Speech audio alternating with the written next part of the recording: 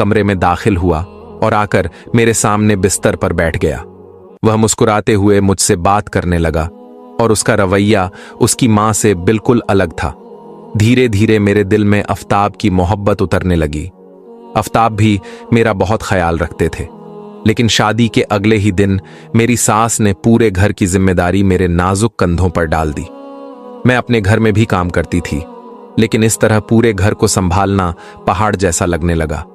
अगर सास को खुश रखती तो शौहर नाराज हो जाता, और अगर शौहर को वक्त देती तो 100 बातें सुनाती। मैं इन तमाम हालात से मानसिक दबाव का शिकार हो चुकी थी। सुबह से शाम तक मैं घर के सारे काम करती, और अगर सास के रिश्तेदार आ जाते तो उनके लिए अलग से खाना बनाना पड़ता। रात को आफ्ताब आता तो मेरी थकी हुई सूरत देखकर गुस्से से कहता, अपनी हालत देखो, नई नवेली दुल्हन ऐसी होती है? तुम्हें देखकर लगता है जैसे हमारी शादी को 10 साल हो चुके हों।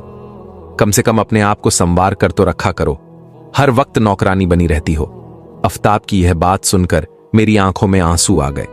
मैं रो रो कर कहने लगी, मैं क्या करूं, पूरा दिन घर के कामों में लगी रहती हूं।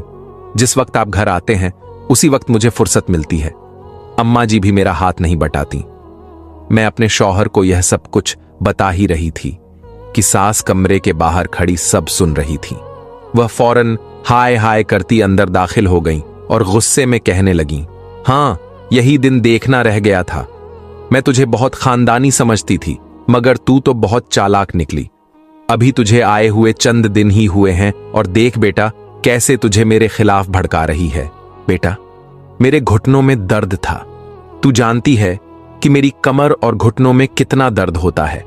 मैंने सोचा था कि एक दिन अगर यह काम कर लेगी तो कौन सी कयामत आ जाएगी।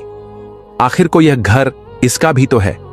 लेकिन मुझे क्या मालूम था कि यह तो अपनी सुस्ती में मुझे भी घसीट लाएगी। जब आफ्ताब ने अपनी मां को रोते हुए देखा तो वह मुझ पर ही बरस पड़े। कहने लगे, दफा हो जाओ मेरी नजरों से, तुमने मेरी मां को रुला दिया। खबरदार, जो तुमने दोबारा मेरे सामने मां की शिकायत की।